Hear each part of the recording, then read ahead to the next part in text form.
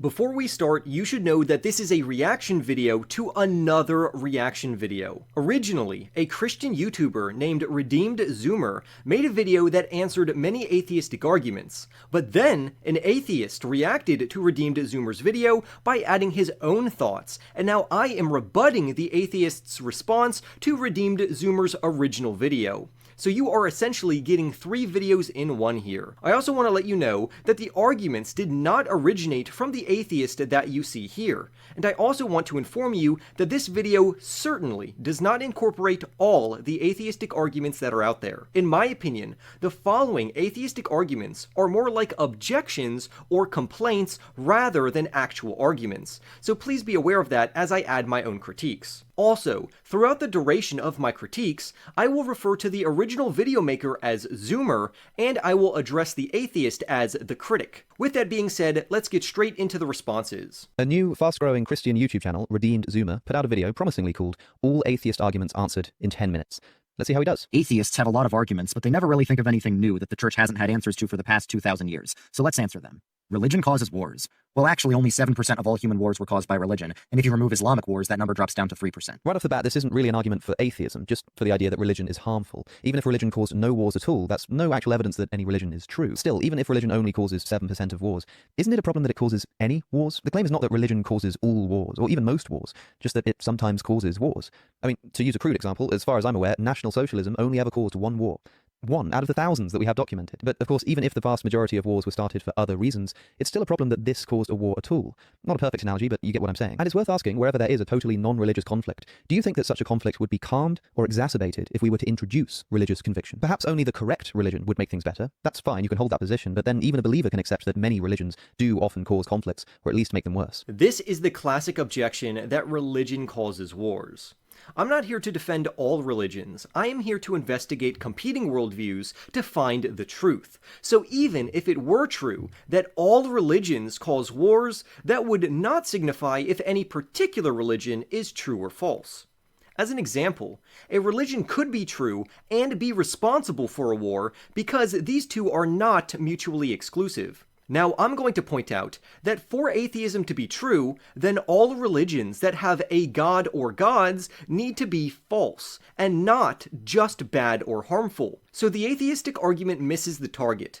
This critique from the critic may also assume that all war is bad. However, there can be justified wars, such as when people fought against Germany in World War II. But even if the critic could demonstrate that religion is harmful due to the wars it caused, then this would backfire on him, because if religion only caused 7% of wars, while 93% of wars were due to secularism, then by his own logic, secularism is far more harmful than religion, which would make religion the better option between the two. A lot of evil has been done in the name of religion. This is true, but the most murderous people in human history have been atheists. This doesn't mean religion is true, it just means you can't use that as an argument against it. I just want to point out that whilst religious violence is motivated by religious beliefs, atheist violence is rarely motivated by atheism. It's at best permitted by someone's atheism, but then religious violence is also permitted by the person's religious beliefs as well as being encouraged by them. But okay, on the Hitler thing. Look, I don't know what his religious views really were. Some say he was a Catholic, the religion he was baptized into and confirmed in. He did also write in Mein Kampf that, quote, "In standing guard against the Jew, I am doing the handiwork of the Lord." Not a particularly atheist statement, but then Hitler was probably quite good at, well, lying. And perhaps the belief of some even to this day that he was a convicted theist is just a testament to the strength of his propagandic efforts. But if he was lying and didn't actually believe in God, then it's worth asking why he would think that lying about being religious would make his fascist campaign more successful.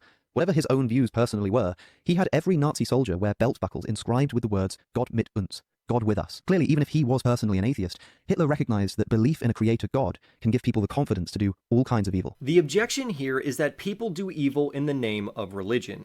I agree with him. People do evil in the name of all types of things. People even murder in the name of love, yet we wouldn't say that therefore love is bad or that love doesn't exist. So when someone does something bad under the title or guise of religion to excuse their own behavior, this does not point to religion being false, but rather it points to how bad a person can be. This would also heavily depend on the religion we are talking about, because again, I am not here supporting all religions. As an example, when someone plays Jesus poorly, we wouldn't blame Jesus, but instead we would blame the person and hold them accountable. I also want to point out that evils can naturally spring from atheism and nihilism. So even if we discount Hitler, the critic would still need to explain the atheistic worldviews of Joseph Stalin and Mao Zedong, who killed far more people than Hitler, which was directly in line with their atheistic worldviews, while Hitler, assuming if he was a Christian, which I would highly doubt, considering his actions are more in line with atheism, would be acting opposed to the Christian worldview. Lastly, saying that religion is bad is not the same as saying that religion is not true. Therefore, for this to be a good argument for atheism, it would need to show that religion is untrue, yet this argument has failed to prove that. If you were born somewhere else, you wouldn't be a Christian. Okay, and if you were born somewhere else, you wouldn't be an atheist. Everyone's beliefs are shaped by their context. Well, this just misses the point. Sure, all beliefs are shaped by their geography, but atheists don't claim that there's a God supervising the world who proactively wants everyone to believe in him. If such a God did exist, would we really expect him to reveal himself more strongly and reliably to, say, Americans than to Indonesians?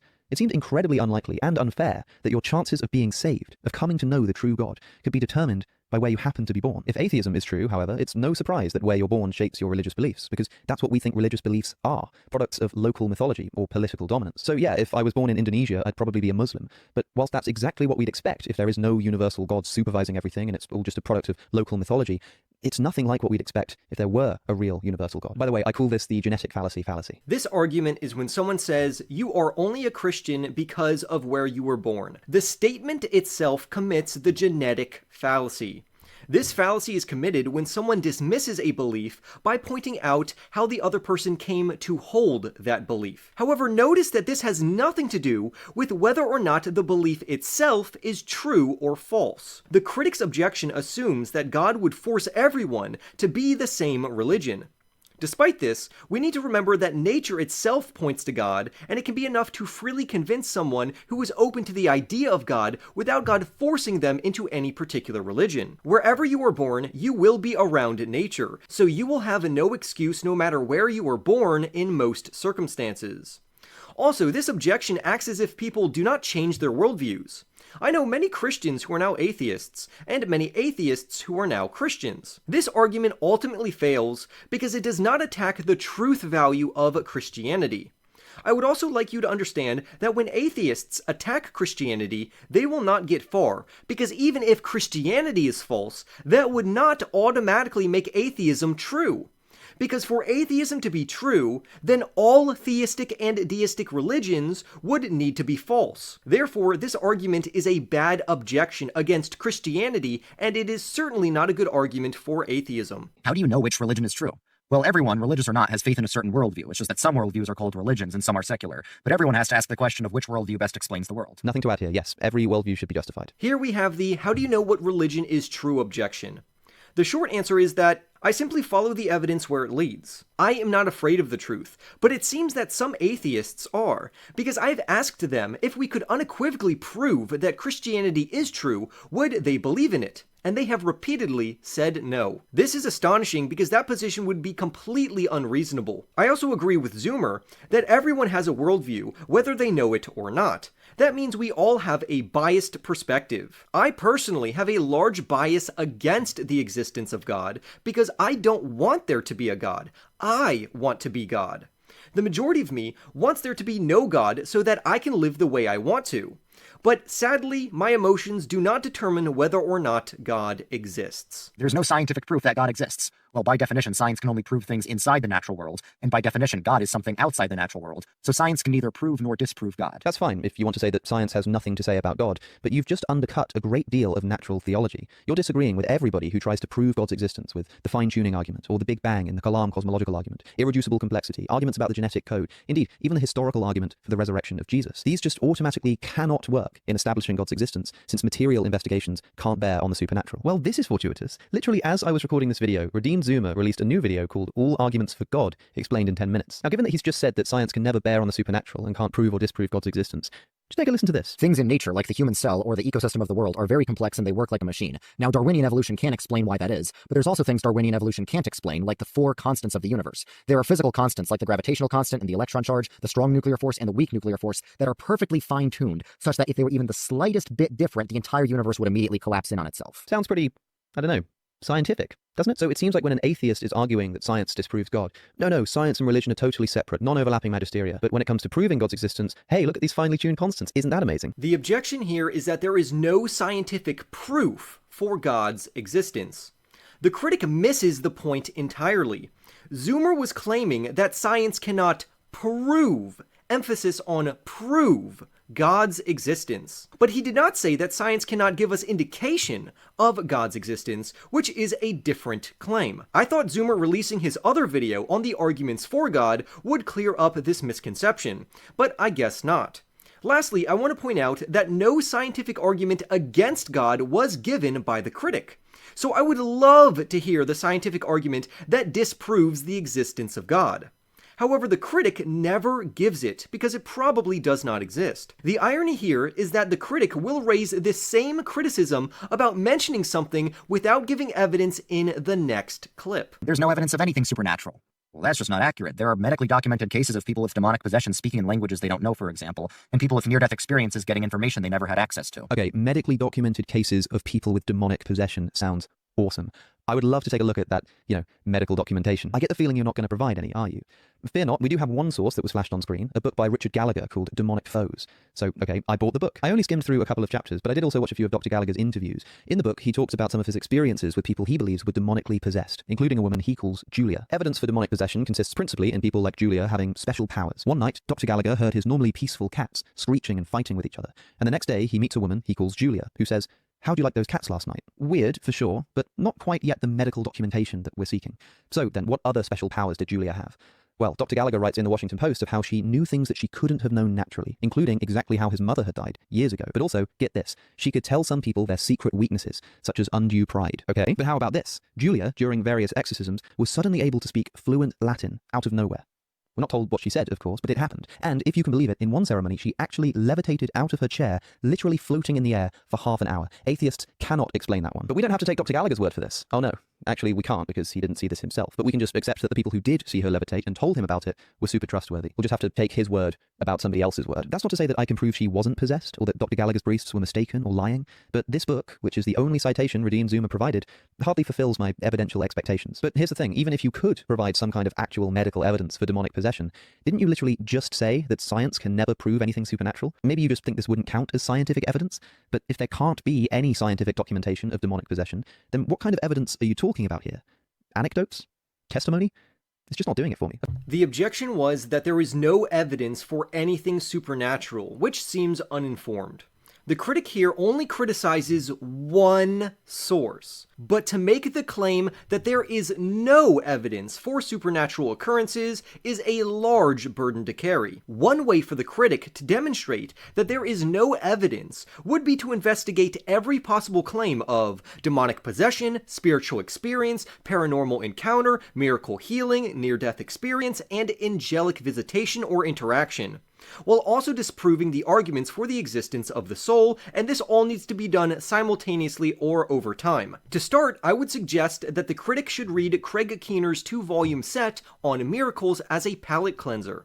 Lastly, we need to remember that this is supposed to be an atheistic argument, so they need to provide good reasons for their objection, because even if it were true that there is no evidence for supernatural occurrences, this would at best be an argument from silence, and at worst, it would be an argument that doesn't support atheism at all. Therefore, this objection fails. The Bible has contradictions. Okay, you think you found an apparent contradiction that the church hasn't known about for 2,000 years? Every apparent contradiction can be explained by understanding just a little bit of theology. Every contradiction? All of them? Look, you're right. I wouldn't claim to have discovered some new contradiction that nobody has noticed before. I would just say that the proposed solutions to many of them seem to be, shall we say, theologically motivated. The one contradiction that you flashed on screen is probably the least troublesome contradiction that you could possibly have chosen. So, how about, for instance, 1. Matthew and Luke give different genealogies for Jesus' lineage. Matthew says that Jacob is Joseph's father, whilst Luke says that Heli is Joseph's father. Some people claim that Luke is actually giving Mary's Mary's lineage while Matthew is giving Joseph's. Heli is Mary's father, it's just recorded as Joseph's father because Joseph was Heli's son-in-law. Augustine's solution to this problem was to suggest that Joseph was actually adopted, so Jacob is his biological father while Heli is his adopted father. And sure, these are both possible, but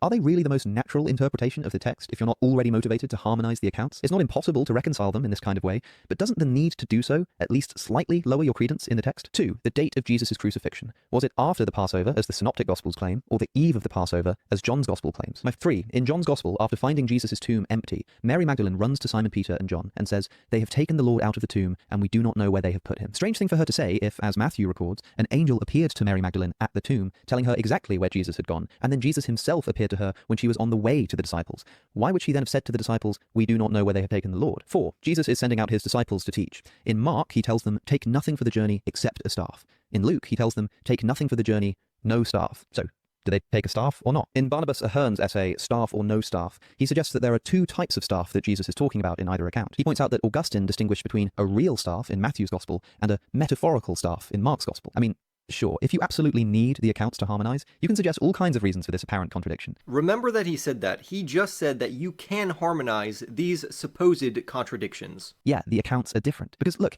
who the hell cares about small contradictions? If these documents are truly historical accounts, we'd expect them to have minor differences as people try to accurately remember events and remember them slightly differently. If two witnesses in a court case give a story that perfectly matches up in every single detail, that's actually cause for suspicion. It's evidence that they've made up the story and rehearsed it. So I don't see contradictions like this as a big problem, but you want to claim that there are no contradictions to be found at all. And I'm sorry, but I'm just not convinced that these kinds of explanations cut the mustard seed. The argument here is that the Bible contains contradictions, and this is a horrendous atheist argument because even if it were true, it certainly would not prove that God does not exist. You should also know that a contradiction does not mean that the whole account is false.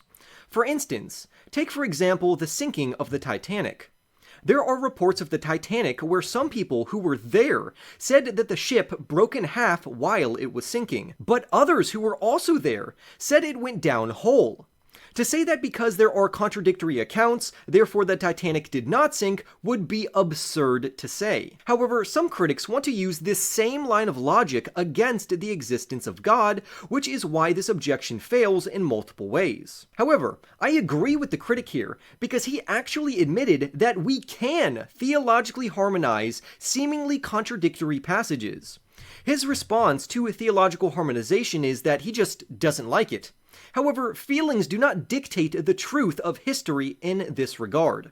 You should also know that none of the seemingly contradictory passages impact any major doctrines. Plus, if all of the Gospels were completely identical, it would indicate conspiracy or collusion, instead of the genuine and reliable historical accounts which we find in the Gospels and throughout the Bible. The Gospels were anonymous. Okay, anonymous doesn't mean we have no idea who wrote them. It just means the names of the authors aren't signed in the text itself. But we literally have writings from church fathers who knew the apostles and can verify that they indeed wrote the books named after them. Okay, the consensus of New Testament scholars seems to be that we don't have sufficient evidence for the traditional authorship of the Gospels, but what was it that you just said? We literally have writings from church fathers who can verify the traditional authorship of the Gospels? You've shown a picture on screen of St. Ignatius of Antioch, who, look, I don't know very much about, but I think you've basically just lied about him. We only know anything about him at all via his letters and tradition.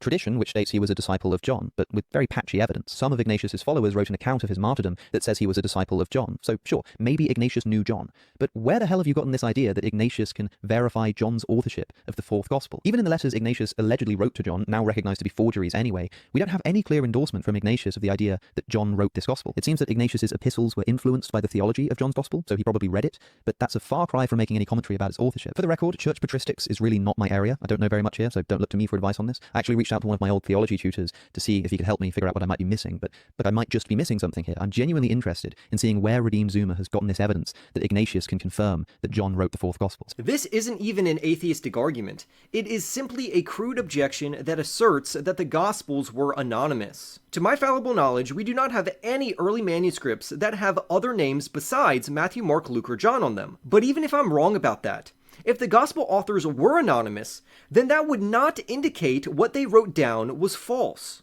The writings could still be true even if we don't know who wrote them. Also, it seems that we have no serious competing authors regarding who wrote the Gospels besides Matthew, Mark, Luke, and John. On top of that, Papias of Hierapolis in around 125 AD gives us confidence about who wrote the Gospels.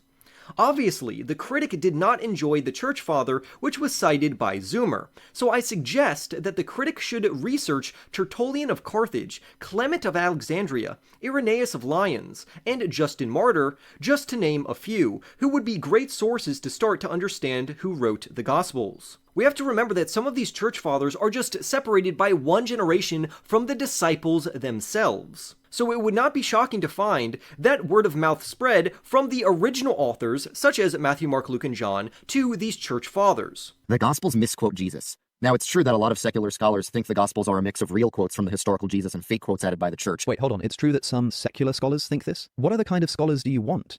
Religiously motivated ones? Secular just means not affected by religion, which any scholar should be in regards to their scholarship, even if they're a Christian. Maybe you meant to say atheist instead of secular? I'm not sure. But I mean, imagine if I was making a video about climate change and I said something like, well, yeah, sure, some researchers who aren't funded by oil will say that climate change is real. That's kind of what it sounds like here. Now, it's true that a lot of secular scholars think the Gospels are a mix of real quotes from the historical Jesus and fake quotes added by the church, but none of them can agree on which quotes are legit and which are not, so we can discard their opinions. Because scholars can't agree on which quotes of Jesus are legitimate, we can throw out their skepticism? What?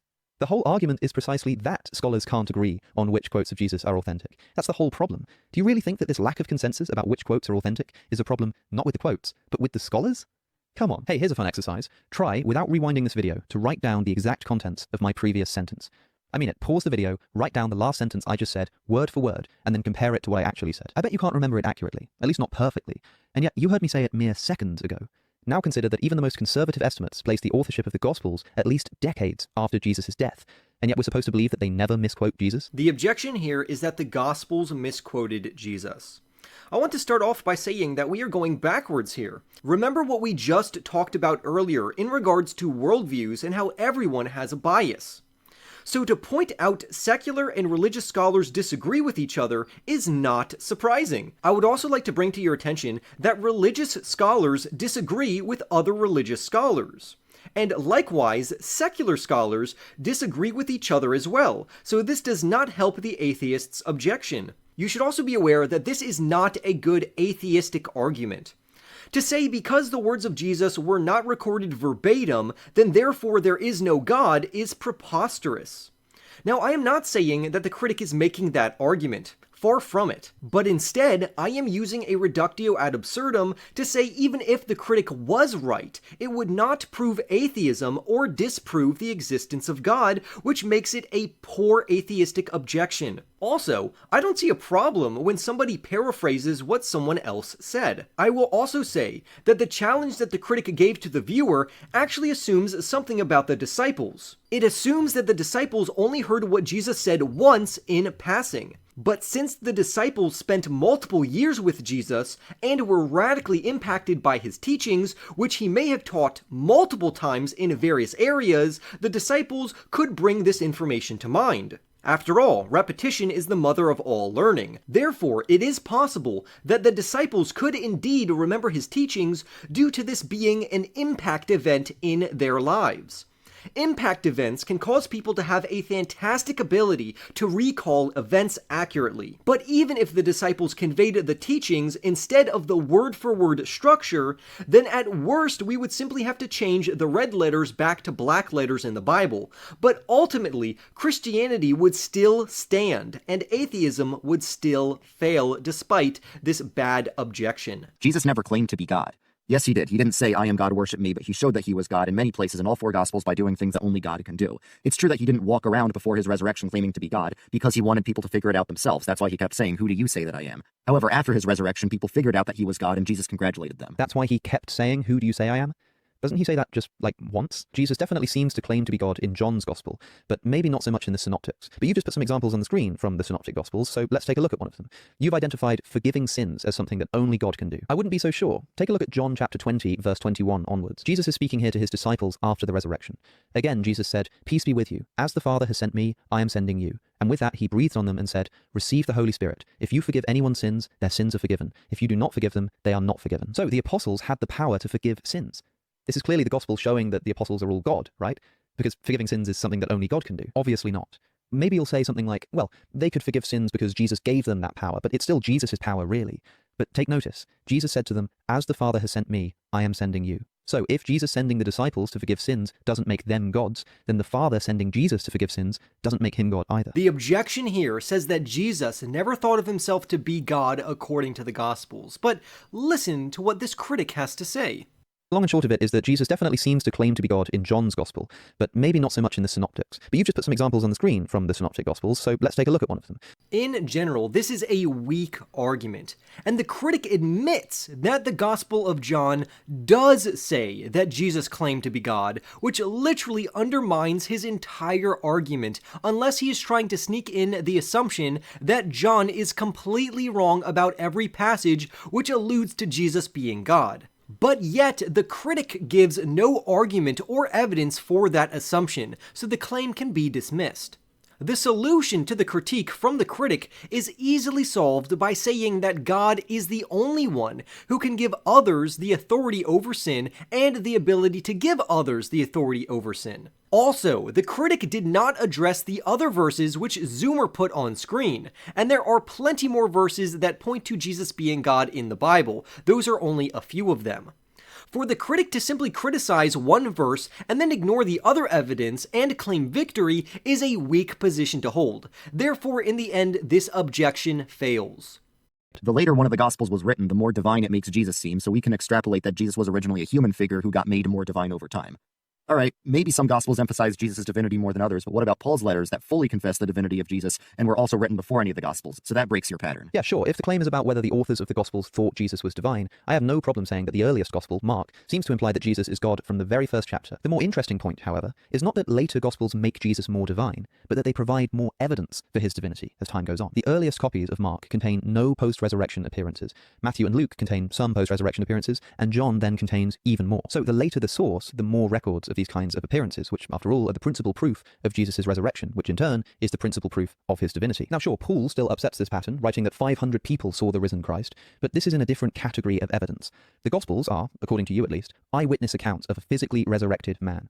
Paul, however, tells us of a vision that he had of a bright light, never meeting a fleshy Jesus himself. And as for the 500 that he talks about, this is Paul telling us that he's heard that some other unnamed people saw the risen Jesus. That's not to say it didn't happen, just that it can't be considered on the same level as the allegedly eyewitness accounts provided by the Gospels. The objection here is that there may be a correlation between the later that the Gospels were written with the divinity of Jesus, or at least how divine Jesus appears. Let me remind you that the objection that we just answered talked about that Jesus never claimed to be God according to the Gospels. But at the start of this objection, the critic readily admits that Mark, which is most likely the earliest Gospel written, communicates that Jesus is God in the first chapter. Essentially, the critic refuted his prior argument, but let's focus on the current objection right now. Basically, the critic is arguing that because there is a correlation between the divinity of Jesus with later gospel accounts, then therefore Jesus really isn't divine or never claimed to be God or isn't God. I personally would ask the critic this question. Are you saying that because there is a correlation in the Gospels, then that therefore means that the divinity of Jesus is false? Either way, this objection fails. The Bible supports slavery. No, it doesn't. Just because there's slavery in the Bible doesn't mean the Bible supports it. There are some Old Testament verses that could be interpreted as condoning slavery, but Jesus himself said that the Old Testament made accommodations to people's sinful state. Some Old Testament verses could be interpreted as condoning slavery. Seriously. There's just no way that anybody who reads the Hebrew Bible can seriously defend this. Genuinely, this is the most untenable position in the entire video, to take some examples. Anyone who beats their male or female slave with a rod must be punished, that is probably by death, if the slave dies as a direct result, but then not to be punished with death if the slave recovers after a day or two, since the slave is their property. Remember that the critic just used Exodus 21. However, he did not give you the earlier context, and we will revisit this. Male and female slaves are to come from the nations around you. From them you may buy slaves. I suppose this could be interpreted as the Old Testament endorsing slavery. You may also buy some of the temporary residents living among you and members of their clans born in your country, and they will become your property. You can bequeath them to your children as inherited property and can make them slaves for life, but you must not rule over your fellow Israelites ruthlessly. Sure, maybe this could be interpreted as the Old Testament endorsing slavery. But of course, the New Testament does away with all of this. In the Old Testament, God, despite completely prohibiting all kinds of practices, including imaginary crimes like witchcraft, obviously couldn't abolish slavery for whatever reason. But the New Testament solved this problem with verses such as 1 Peter 2:18. Slaves, in reverent fear of God, submit yourself to your masters, not only to those who are good and considerate, but also to those who are harsh. Now, Peter does say that this is because it is commendable if someone bears up under the pain of unjust suffering, implying that it's unjust for slave owners to be cruel to their slaves, which is great. But it does still say that they should submit nonetheless, and certainly seems to at least accept the practice of slavery in general. Paul in Ephesians also legitimizes the practice of slavery. Slaves, obey your earthly masters with respect and fear, and with sincerity of heart, just as you would obey Christ. Again, Paul does then go on to say that masters should also treat their slaves in the same respectful way, since the father doesn't favor the master over the slave, which is great and progressive for the time perhaps, but it still recognizes the earthly practice of slavery and doesn't take the opportunity to condemn the practice in principle. Now, for what it's worth, maybe the kind of slavery described here, where masters are good to their slaves and perhaps good for their slaves, is nowhere near as bad as the kind of slavery that comes to mind from, say, American history. Maybe this kind of slavery is actually perfectly moral. But to say that the Bible didn't condone and legitimize it at all is simply untrue. Some people like to point to a verse in Galatians where Paul writes that in Christ there is neither slave nor free, but he's clearly talking here about the relevance of either status to salvation, not the existence of the practice on earth. I mean, in the very next words he says, nor is there male and female, but I never see Christians using this verse to justify a biblically motivated gender abolitionism. The Israelites were actually freed from real slavery in Egypt, to where Egyptian slavery is not very comparable to Israelite servitude. For example, the Israelites were under contracts that can be no more than 7 years, because on the 7th year, slaves would go free and debts were forgiven. People in those days would actually contract themselves out to others to work for them so that they could earn a wage. This is beneficial for both the wealthy household as well as the contractor, because it would give the servant food and a shelter. This also gave the slave protection from the surrounding nations. And families normally had what's called a kinsman redeemer, which was supposed to make sure that servants within a given family or line were not taken advantage of. On top of that, when Israel bought servants from other nations, they were actually in a sense rescuing them from terrible conditions, an evil pagan culture, and a very bad environment. If slavery is defined as selling yourself or buying others, then we practice slavery all of the time, even to this day. Think about it.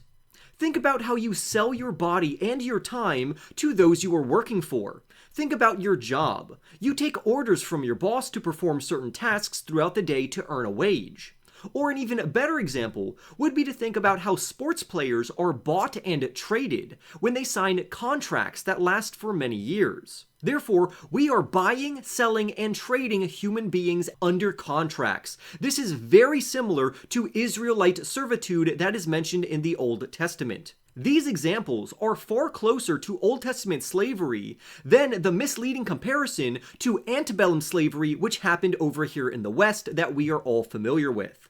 Christian civilization was the first one to abolish it on moral grounds. Sure, many societies condone slavery throughout history, but you claim that your tradition is the correct one, with access to the will of the God of the universe. Yes, Aristotle condoned slavery, but his Politics is not thought to be a divinely authored text. Why did it take so long, literally over 1,000 years, for Christian society to abolish slavery, if it was so obviously against God's will the whole time? The fact that you're against slavery is due to Christian influence. Also, most organizations fighting modern-day slavery are Christian. Okay, to say that I today am against slavery due to exclusively Christian influence is laughable.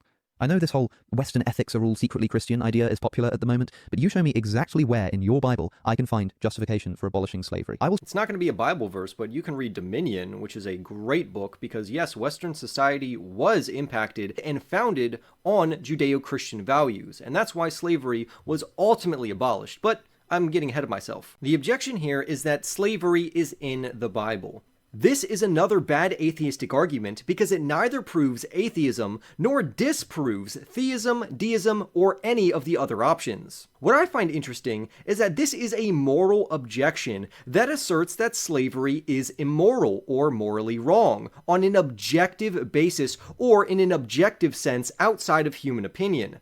But the critic has no objective source or foundation that dictates if slavery is morally right or wrong. As an example, if a primate clan captures and enslaves another primate clan, is that immoral? After all, on atheism, we are just animal primates. So if animals capturing other animals is not morally wrong, how is it wrong to have slaves on an atheistic worldview? And more specifically, how is it objectively wrong? I need something outside of your opinion or society's opinion to understand if this is truly right or wrong. I don't need opinions here. Without something or someone objective like God, we have no objective source to dictate between right and wrong. We only have our own opinions or our own feelings, but those things don't make something right or wrong. It's amazing how the critic assumes that slavery is wrong, but in his worldview, he has no objective basis to say slavery is actually really objectively wrong. But now let's tackle the slavery objection head on.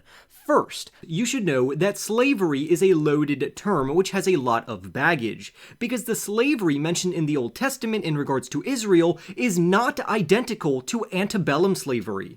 And here's how. Old Testament slavery was not the same race-based forced servitude like we saw in the West. Instead, it was a voluntary decision to work off debt, and it was used to keep captives from mustering a rebellion. Secondly, slave trading, as you may be thinking of it, was condemned in the Bible and was punishable by death. This is why I said, remember Exodus chapter 21, because we're going to go to Exodus chapter 21 verse 16, which he conveniently overlooked, and it says this, "And he that stealeth a man and selleth him, or if he be found in his hand, he shall surely be put to death." Essentially, if you are caught slave trading and selling a man, you deserve to be put to death. But that's not all. Let's also look at 1 Timothy 1:10, and the passage says this, "For whoremongers, for them that defile themselves with mankind, for men stealers, for liars, for perjured persons, and if there be any other thing that is contrary to sound doctrine." Essentially, this is a list of people who will not inherit the kingdom of God. I also want to hone in on the word man-stealers here. Men-stealers or man-stealers here can also refer to kidnappers, or those people who steal people from one area and sell them in another. Does this remind you of slavery? Well, it should, because these people are literally condemned in the New Testament. But let's go on. Thirdly, the Bible teaches that all men are made in the image of God, and that slaves and masters are equal in the sight of God. Deuteronomy chapter 23 verse 15 says the following, "If slaves should escape from their masters and take refuge with you, you must not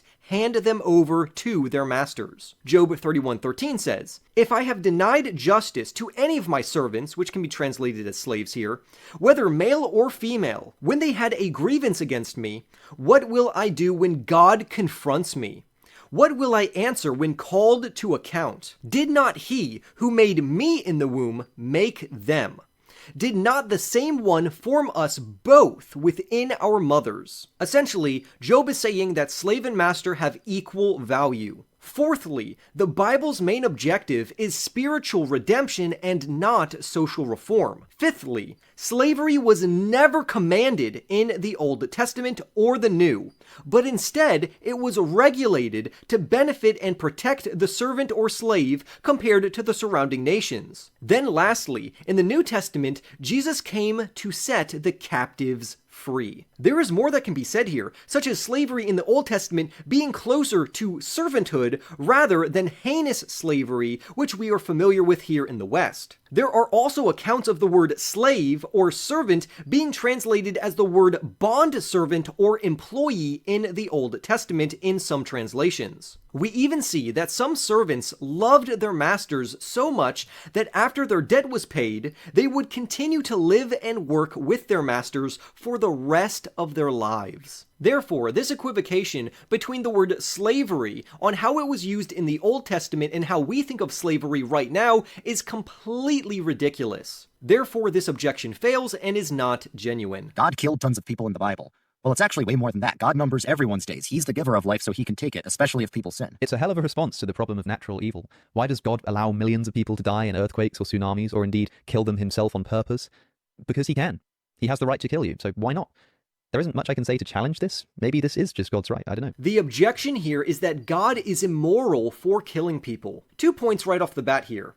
How can you attempt to take the moral high ground when atheism provides no objective foundation for morality? Secondly, if God is the author of life, then he can indeed take life justly. While it can be wrong for us to kill because we only propagate life, God is the ontological basis for it, and therefore has the authority over life and death. It was also apparent that Zoomer was not attempting to answer the natural problem of evil question which the critic brings up in regards to natural evil. The best part here is that the biblical worldview answers why natural evil occurs, and it's because we live in a fallen world. But on the other hand, from an atheistic worldview, there shouldn't be anything objectively wrong from natural evil, if you could even call it evil on a naturalistic worldview. Therefore, atheists should have no problem with tsunamis drowning people or people being burned alive from volcanoes, because after all, we are just matter bumping into other matter. If people do not have intrinsic value and all matter is equally valuable or invaluable, then I have no more value than a rock,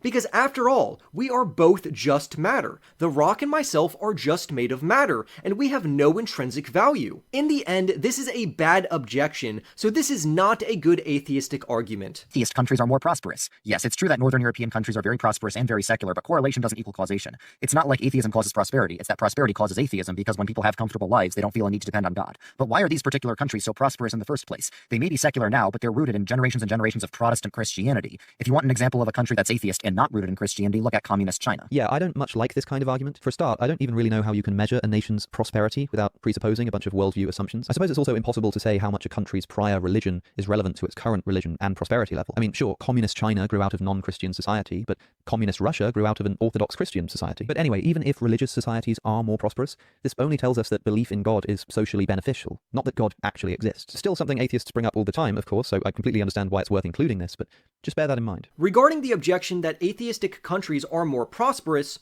even if that were the case, this would only indicate that atheistic countries work well.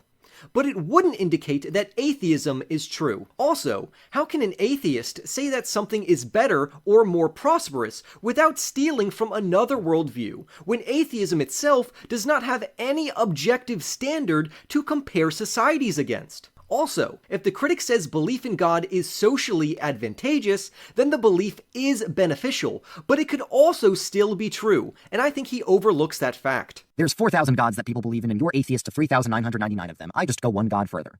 Okay, this isn't the gotcha that you think it is, because the question of whether some sort of God exists is fundamentally different from the question of which religion is right about God. Yeah, I agree with this. It's a bad argument if it is an argument. I do find that it's a useful tool for helping people to understand what it's like to not believe in God, but it certainly doesn't function as an actual argument against any God. The good old why are you an atheist when it comes to other gods but your own objection. First, there is far more evidence for God, capital G, than with other lowercase g gods.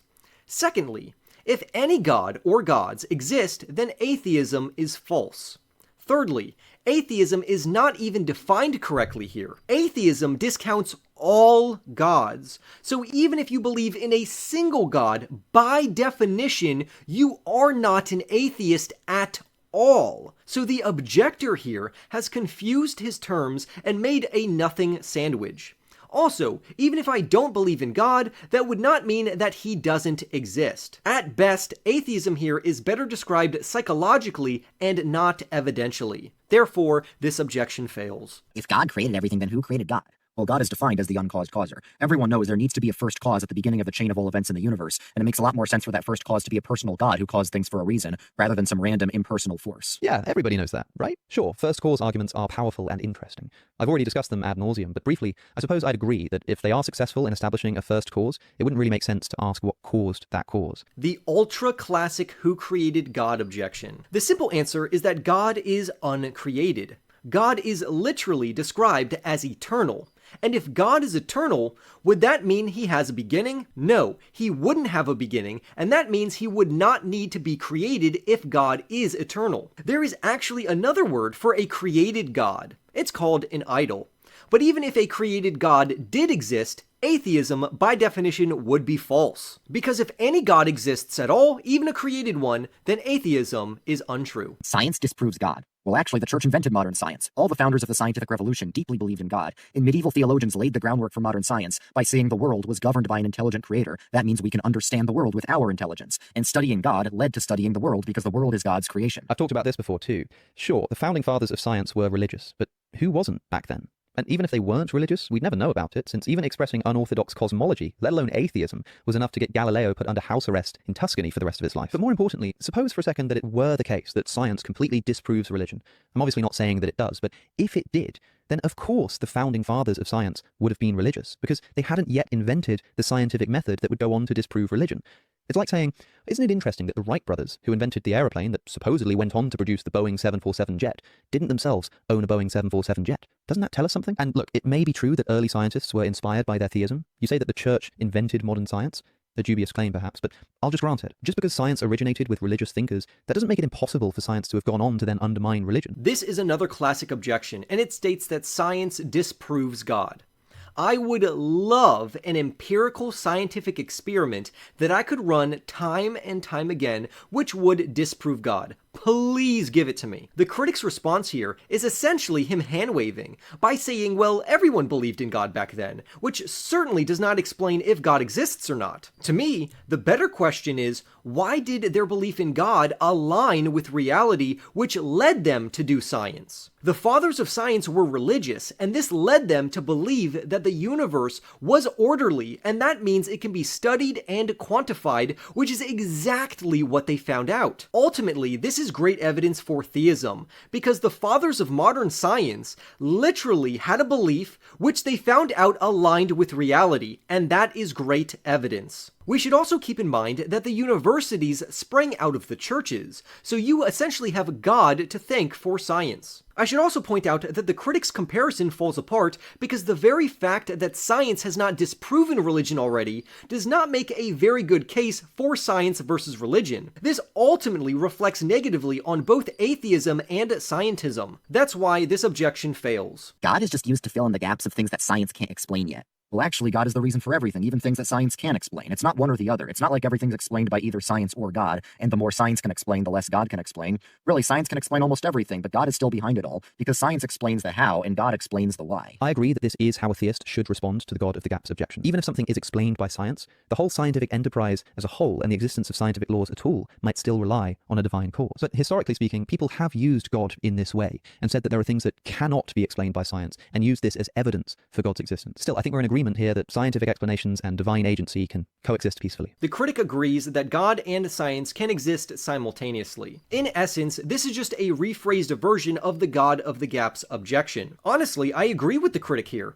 However, I find great irony in atheists when they bring up the God of the gaps objection.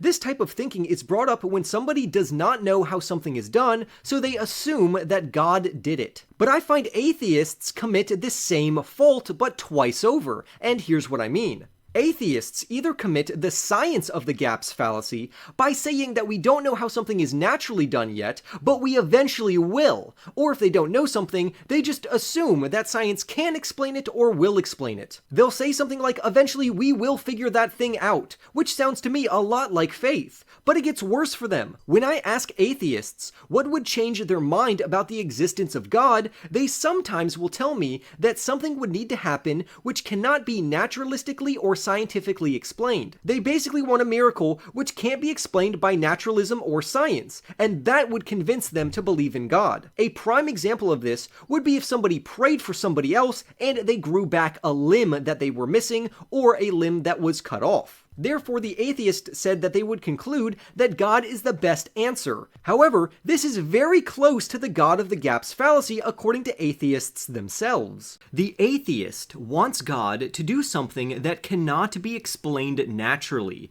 and then they would allegedly believe in God. But when the theist points out things which cannot be explained naturally, the atheist then accuses the theist of using God of the gaps reasoning. Don't you see the problem here?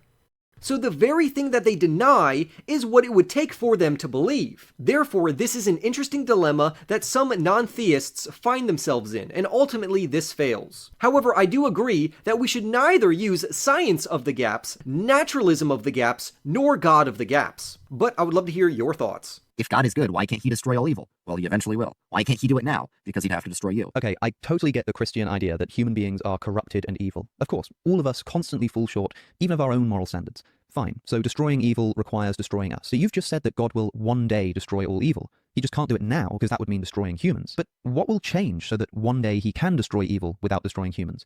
And why can't that happen now? As far as I was aware, the thing that allows human beings to escape being justly destroyed for their sin is the sacrifice of Jesus, which happened a good couple of thousand years ago now. So what is God waiting for to destroy evil? Perhaps you're talking about the second coming of Christ, Judgment Day, but then what changes about the world between now and then that God is suddenly able to destroy evil without destroying humans? Why does God let any bad things happen? Because we deserve it. Well, look, I appreciate how blunt this is. I was expecting some kind of theodicy. Evil exists because it's soul building, or because of free will, or because of heavenly compensation. But no, we just deserve it. Well, fine, but I just want to bring that home for a minute.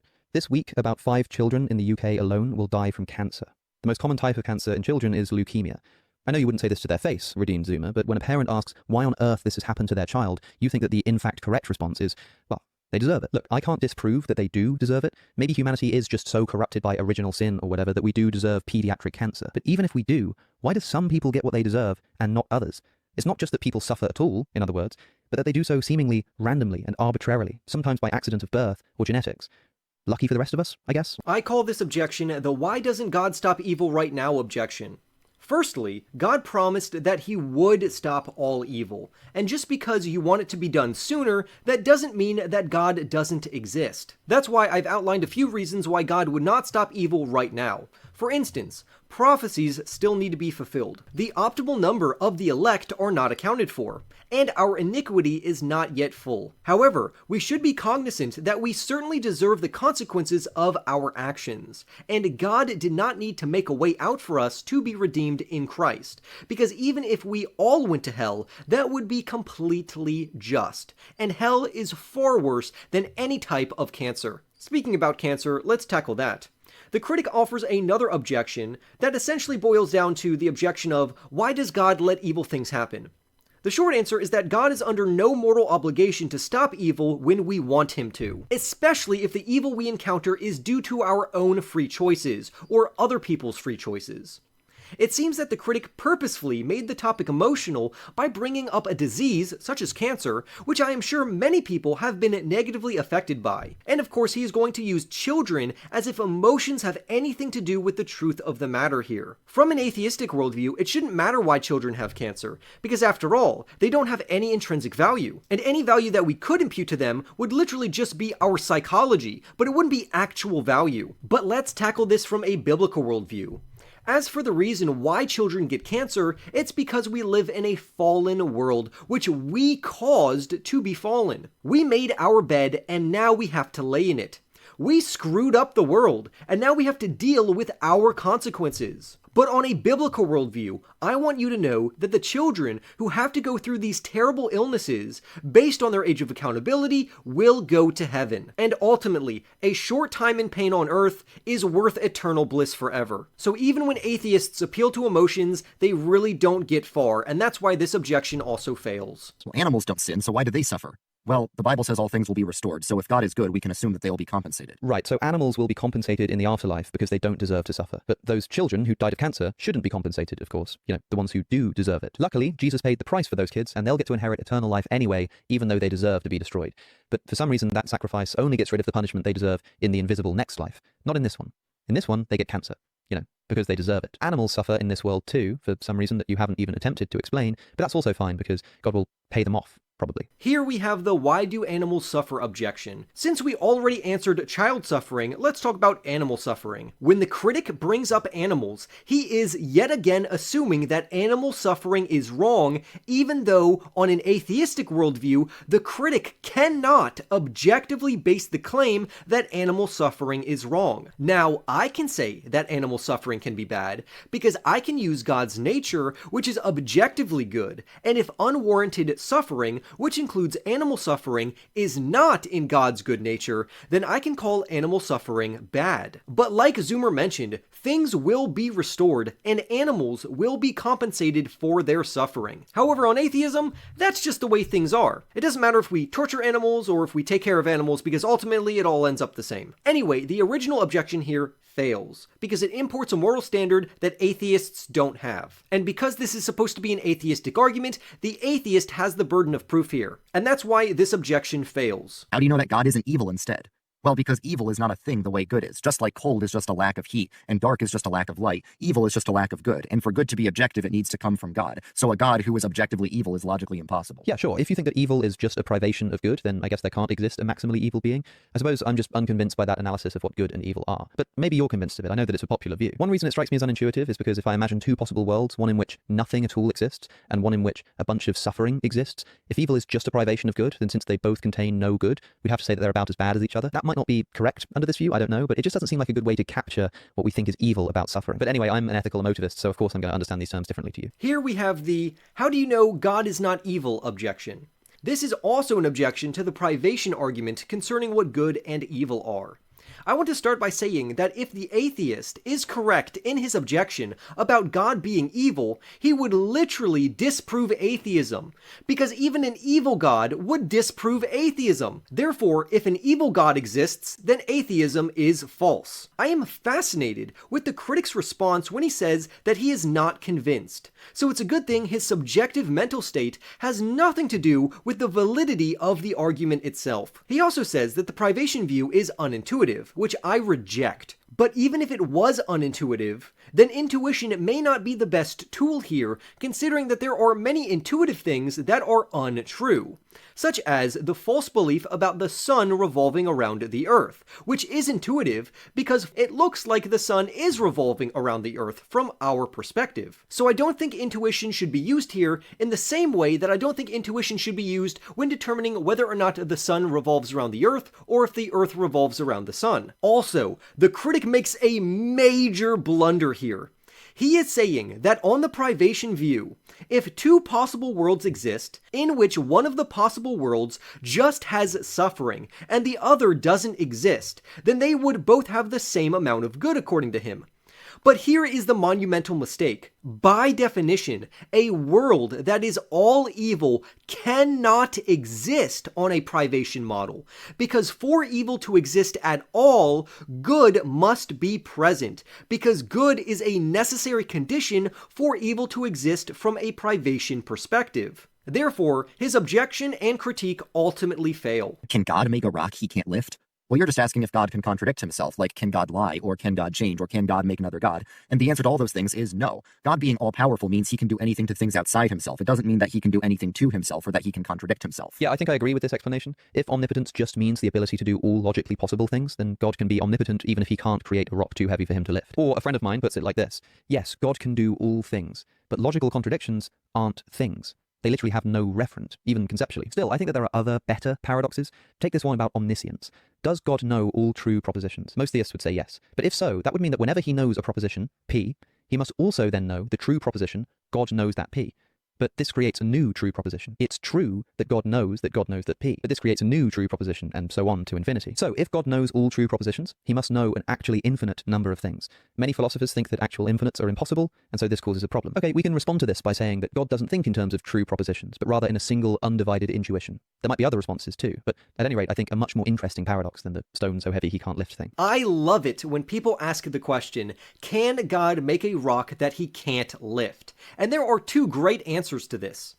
In a nutshell, the question is asking if God can logically contradict himself by using his omnipotence to show that he is not omnipotent. For context, omnipotent essentially means all-powerful, but let's jump into the answers. One answer is to say no, God cannot logically contradict himself because he is the ontological basis for the immaterial laws of logic. So for God to use his omnipotence to disprove his omnipotence would be logically fallacious. Or you could say that God is above logic, which is to say that he can make a rock that he can't lift, and then he can lift it. However, I like to use the first answer because a good definition of omnipotence is that God can do all things that are logically possible. Or you could define it as God can do all things which are in accordance with his own nature. As for omniscience, in regards to God's knowledge of all true propositions, this may not work because thoughts are not physical things, so I suppose you could have an infinite number of non-physical things in the mind of God. It seems that the problems only come when you actually have to translate translate these actual infinites into physical things. An example of an actual infinite would be set theory, where mathematicians discuss sets that have an actual infinite number of members. But infinites, such as thoughts and numbers, are not physical things, so there could be an infinite number of them without contradictions in the mind of God. In the end, this is nothing more than a fun thought experiment which neither proves nor disproves the existence of God. It may disprove a type of God, but it wouldn't disprove the existence of God himself, and here's what I mean. There are theists and deists who believe in God, but they do not believe in his omni or im attributes. Therefore, it would solve any paradoxes which would arise from these said attributes. Ultimately, this objection from the atheist fails. Why did God let evil exist at all? So he could be glorified in defeating it. Triumph over evil is a greater good than evil having just never existed. I'm not convinced by this. The way that I've put it before is like this. Martin Luther King is widely considered to be a good man. Why? Because he overcame the evils of racism. Are we glad to find ourselves in a world with racism so that we can have the good of overcoming it? Wouldn't you rather do without the racism and without the need to overcome it? Triumph over evil is only good insofar as it overcomes something evil. Without the evil to start with, the desire to create it just to overcome it seems really strange. It's like saying that we should be very glad of the existence of cancer because without it, we wouldn't have the good of cancer research and chemotherapy. These things are undoubtedly good and they couldn't exist were it not for cancer. Would we invent the latter to permit the glory of the former? It sounds to me like you're saying this is what God does. The objection here is, why does evil exist at all? The simple answer is that agents who have free will brought evil into the world. I do not agree with the critic or Zoomer here, because the circumstances we find ourselves in are the price we pay for things such as free will and redemption. The critic was specifically attacking the greater good argument, but I personally don't make that argument. Instead, my response goes like this. The price of having free will and not being redeemed can lead to racism, diseases, and a lot of other bad things, including bad genetics. But thankfully, God has provided us a way of escape through redemption, so that we can both have free will and we can be in a redeemed state, which would make us better than we were before. Because a redeemed man in heaven will be greater than original man, such as Adam in the garden. So creation was originally good or very good.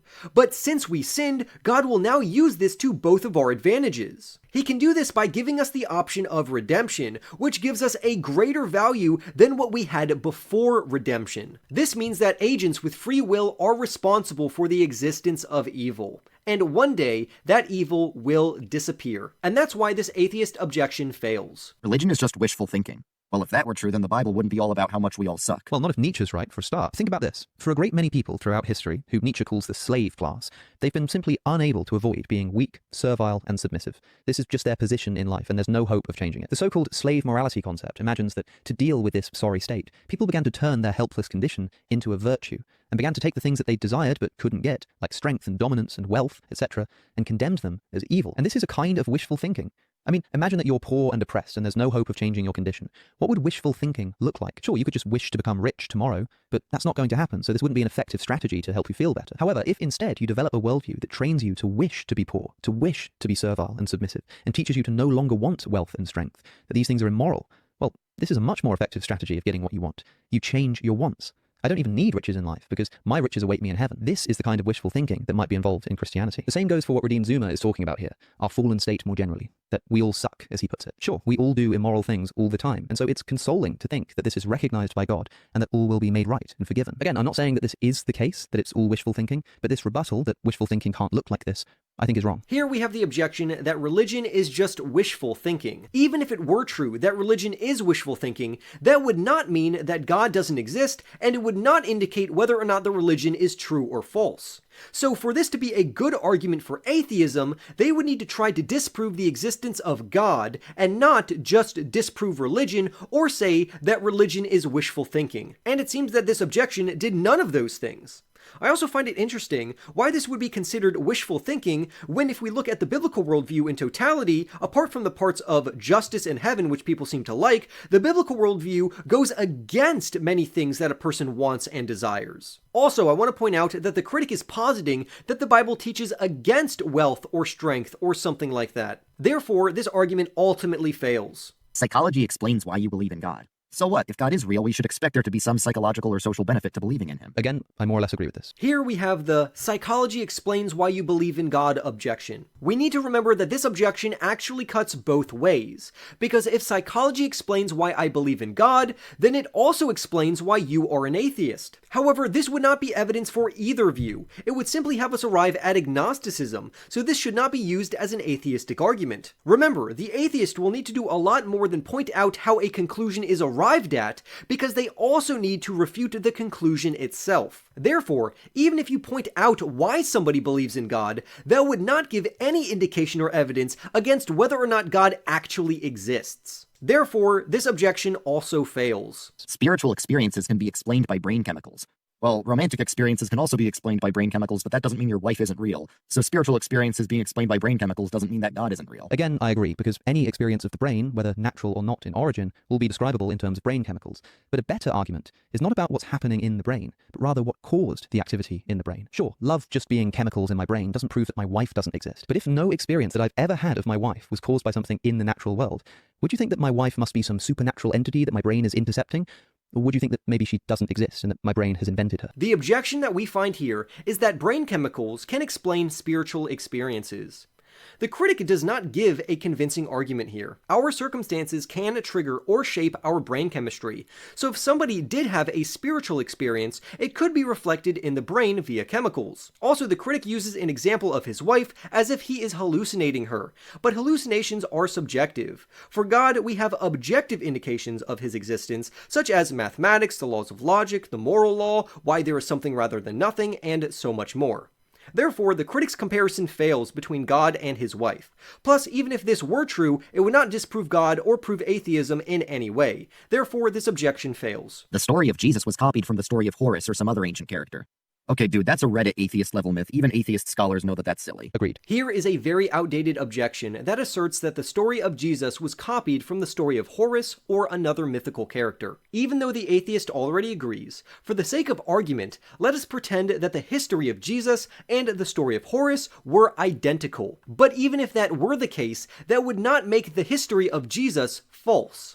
As an example, if I describe a ship that was making its maiden voyage on the Atlantic Ocean, which struck an iceberg and sank to the bottom of the ocean, what ship would you think I am describing? You may be thinking that I am referring to the Titanic. However, I am actually referring to a fictional ship named the Titan, which was in a book called The Futility, which was written in the late 1800s, and then it was revised in the early 1900s. Notice the stark similarities between the wreck of the Titan and the wreck of the Titanic. Even their names are similar. But the Titan is fictional, and it was written well before the Titanic. Yet we would not say that because the Titanic follows a fictional story, then that means that the Titanic never sank, because that would be ludicrous, and ultimately that's why this objection fails. Faith is the opposite of logic and reason. No, it's not. Faith just means trust. Anytime you eat food, you're having faith that it's not poisoned, even if you can't scientifically prove it. If you're married, you have faith that your wife loves you, even if you can't scientifically prove that. And if you tried to scientifically prove it, she'd probably get very mad at you because it would mean you didn't trust her. Yeah, but the thing is, I either have sufficient reason to trust something, or I don't. With food, for example, if I'm served a meal at a restaurant, sure, I trust that it's not going to poison me. But I know that my country has strict food laws, and that the restaurant has a huge interest in protecting my safety, and that poisonings are rare. But if I travel abroad to some places, for example, I won't trust the tap water. And with the wife example, I get what you're saying, but imagine if I gave my wife no evidence that I loved her, like nothing at all. And then when she said she was questioning the marriage, I just said, oh, you've got to have faith, baby. I think I'd be getting divorced. I hear this objection often, and it's when people say that faith is the opposite of reason. To start, this is wrong-headed. The opposite of faith is not reason, but rather the opposite of faith is disbelief, or being unfaithful, or distrusting. So right off the bat, this objection already fails. Also, the critic here assumes, without providing any evidence, that God has not given us sufficient evidence or sufficient reason for his existence. The critic is blindly believing that there is no evidence for God, which is why he brought up a scenario where there is no evidence that he loves his wife. However, the critic did not give any reasons to disbelieve in God, so ironically enough, it seems that he has faith in atheism. Lastly, my faith does not determine whether or not God objectively exists or not. So for an atheist to object to a person's faith and then use that as an atheistic argument doesn't really get them anywhere. Therefore, this objection fails. Evolution proves God didn't create the world. Well, not necessarily. God often works through natural processes in the Bible, and for all of church history, there have been prominent Christian theologians who have had a more metaphorical interpretation of Genesis, even well over 1,000 years before Darwin existed. Of course, this is true, but I don't know anyone who claims that evolution proves God didn't make the world, except outside of the strict context, I suppose, of arguing with a biblical literalist. But then you've just implied that you agree that evolution disproves the biblical literalist interpretation. Here is another objection that I hear people making, and it's that evolution created the world. First, let me say that even if it were true, it would only disprove one interpretation of Genesis, but clearly disproving an erroneous interpretation is not the same as disproving the correct interpretation of the text. Ultimately, this would not be a good argument for atheism, because it does not disprove Christianity, nor theism or deism. Instead, at best, it would only try to disprove an interpretation of the book and not the actual contents of the book itself. Therefore, even if it were true, this objection would not hold any water, and therefore it fails. Christianity only spread because of military conquest. Well, eventually they did do military conquest, but for the first 300 years of Christianity, it was illegal, and it took over the Roman Empire despite that because of how popular it became. Again, I'm happy to broadly agree. At least early Christianity was not some kind of violent conquest. Now we have the objection that Christianity spread by military conquest. This objection misses the mark in many ways, but the largest way in which this objection implodes is because it does not even try to attempt to say that Christianity is false or that God does not exist. The way by which Christianity spread in this case would not dictate whether or not the message of Christianity is false. Therefore, this objection fails. Constantine invented what we now know of as Christianity. Again, Reddit atheist level myth. Atheists can do better than that. Listen to an actual scholar. I suppose Redeem Zoomer is just throwing out a few of the less tenable arguments at the end here in case people support them. Again, yeah, I don't think that Constantine invented modern Christianity. This objection tends to show just how out of touch some atheists are from history and contemporary scholarship.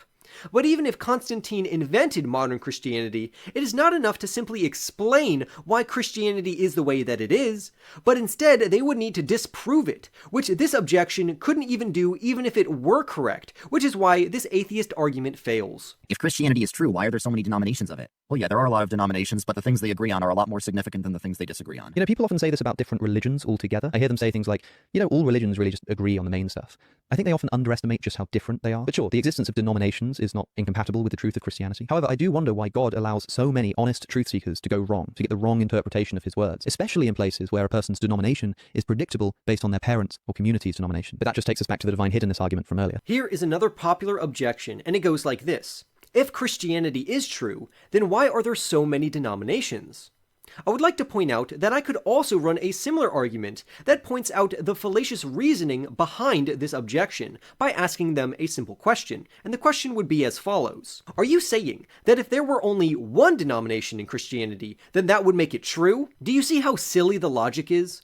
My question illustrates that the number of denominations is not very important, but let me explain why Christians have multiple denominations. This is because people have free will and we are fallen beings. God cannot make us believe the correct denomination. But the best part is that God does not need to make us believe, because the Christian denominations agree on the essentials. Because if a denomination did not agree on the essentials, then they wouldn't be considered a Christian denomination. We should also expect multiple denominations if we live in a fallen world. So ultimately, this could be used as evidence that the Bible correctly describes reality, because if it is true that we live in a fallen world, then multiple denominations and even other religions could be the result, which is exactly what we find in this case. Therefore, this objection fails. There's no evidence for Jesus outside the Bible. Well, that's not true. There's the ancient Jewish historian Josephus who wrote about Jesus, and he's one of the reasons why even secular scholars know Jesus historically existed. Yes, there are indeed non-biblical sources that point to Jesus' existence. However, it is worth noticing something about the passage from Josephus that you've just put on screen. Josephus certainly removes doubt about the existence of Jesus, but the authenticity of a fair bit of this particular passage is under dispute by scholars, principally because Josephus, a Jew, refers here to Jesus as the Messiah, or Christ, and says that he rose from the dead, and that he may not have been just a man.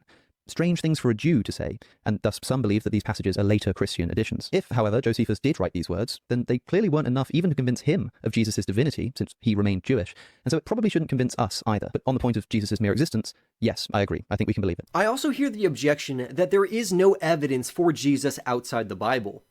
When someone makes this claim, it signifies that they are not very well read on the historicity of Jesus of Nazareth. I agree with the skeptic here, that Josephus was a devout Jew, so it is possible that even if he was presented with the truth of the life, death, and resurrection of Jesus, then he would likely deny it like many still do today. But I do not agree with the skeptic when he says that because Josephus rejected it, then that means we should reject it as well. Instead, I would encourage you to think for yourself and become more well-read on the topic before making a decision, especially a decision which may or may not determine your final fate. Either way, this objection fails. You really think God made billions of galaxies with billions of stars in each of them just to have a personal relationship with you? Yes. That's sweet, of course, but sounds a little, I don't know, wishful? This is a macro objection against how God created many things on a large scale, so much so that he probably wouldn't care or have time for you. The straight answer is yes, God would want to have a personal relationship with his personal creation. This would make perfect sense because God is not going to have a personal relationship with dirt, dust, rocks, planets, and stars because he cannot have a personal relationship with those things. But God can have a personal relationship with us, which is a part of his nature. God has a personal nature. After all, he is three persons. You should also be aware that this objection assumes the existence of God.